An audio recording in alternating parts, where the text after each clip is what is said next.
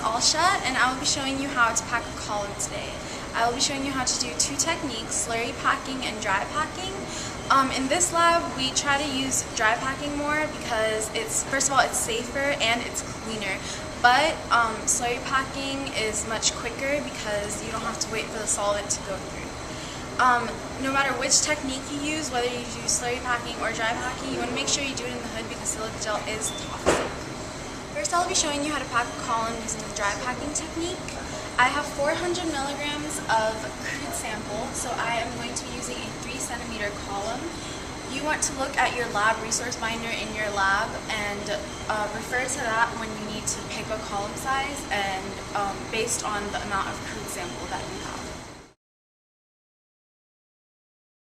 First, what you want to do is you want to plug the column with a tiny piece of cotton. So what we're going to do is just drop the piece of cotton in there, and then you want to poke the cotton into the bottom of the column.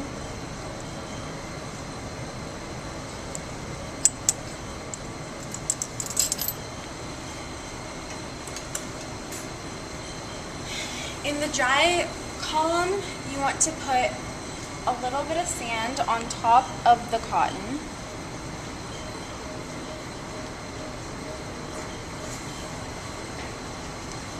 And then I've already marked the line of how much silica gel that I want according to how much how much crude I have.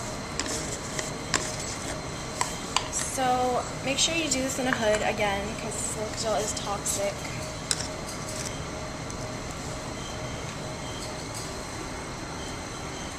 And you just want to pack until you get to the line.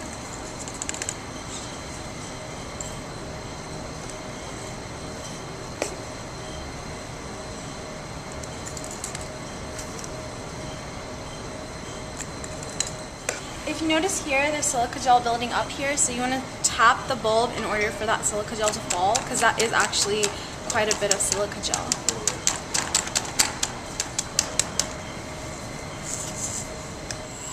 Once you have your desired amount of silica gel in the column, we're going to set up a bleed for the air to allow for the solvent to go through the column. We set up bleeds because they allow you to adjust the pressure here instead of at the actual valve, and it's just much easier and simpler when you're running your column. Next, we're going to add the solvent into the silica gel.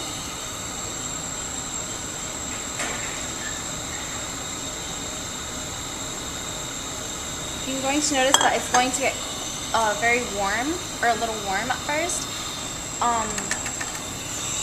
And make sure you have a waste beaker set up for it to run through. And then you're going to allow the solvent to flow through the silica gel until all of it is wet with solvent.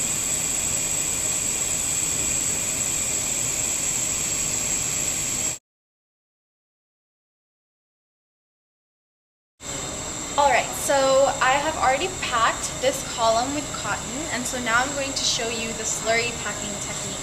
For the slurry packing technique, it's not necessary to put sand on top of the cotton.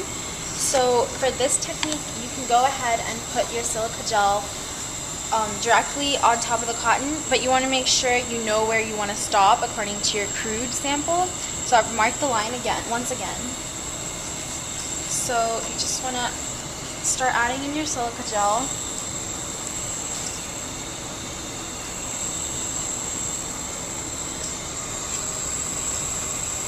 Okay, so now that we have the desired amount of silica gel in our column, we're actually going to pour the silica gel back out into a beaker.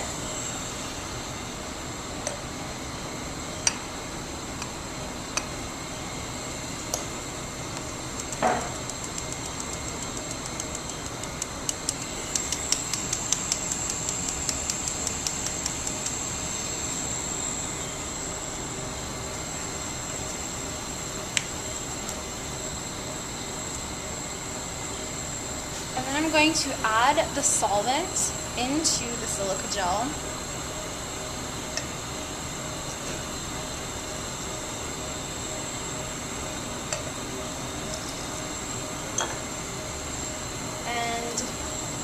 want to add this solvent in until you get a nice equilibrated slurry.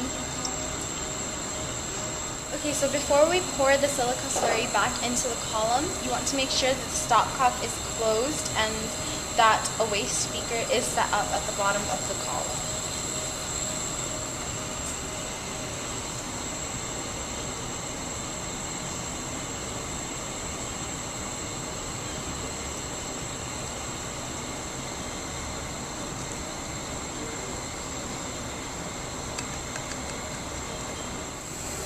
Okay, so after I poured the slurry back into the column, I'm just running air through it so that the solvent can make its way through and the silica gel can settle near the bottom of the column.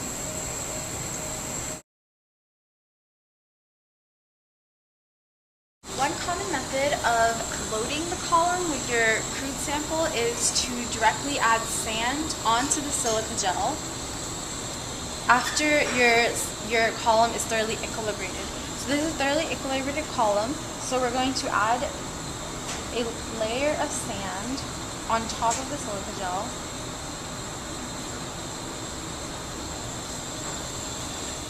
Once you've added the sand in, we're going to load the sample into the column. The best technique to use when loading your sample is to directly add your solvent system into the sample.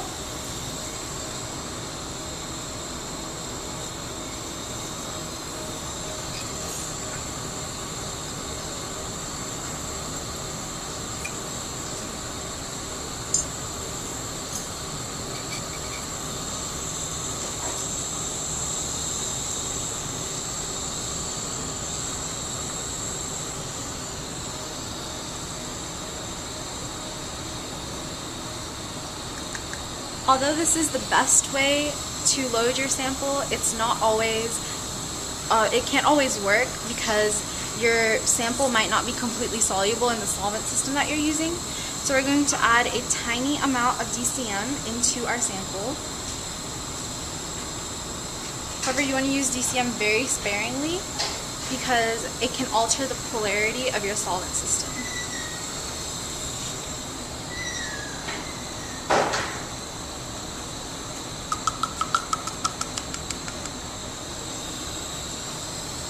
So once you've loaded the column with your sample, you can start adding your solvent system into the column and open up the stopcock, start adding in air, and start collecting fractions. However, when you're collecting fractions, you want to make sure that the silica gel is never dry. You never want the column to dry out.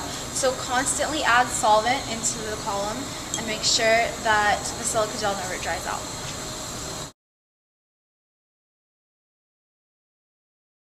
Another method of loading is pre-adsorption, and this method is more useful for loading oils.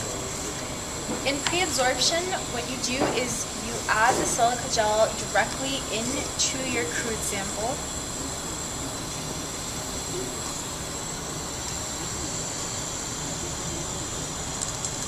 About 2 scoops should be fine.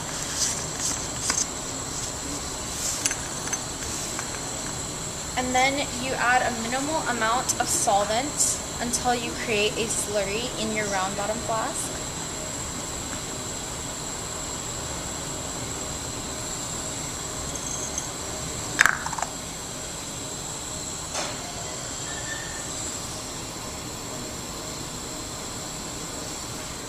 Once you have your slurry, you're going to rotovap the solvent off of your round bottom and pour the dried silica gel back into the column.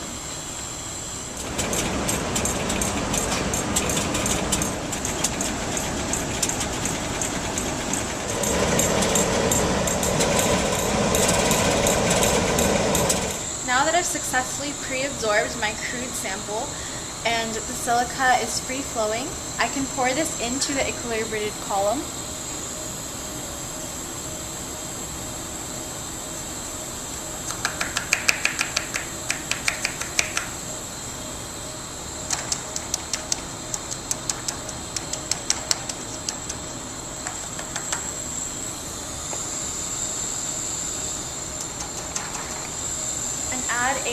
thin layer of sand on top of the gel.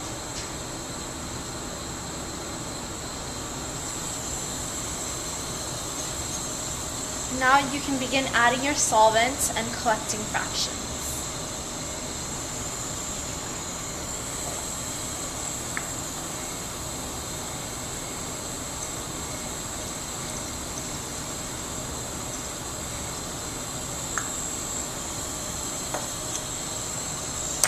Again, be sure that as you're collecting fractions, you're keeping an eye on your amount of solvent and that your column is not drying out.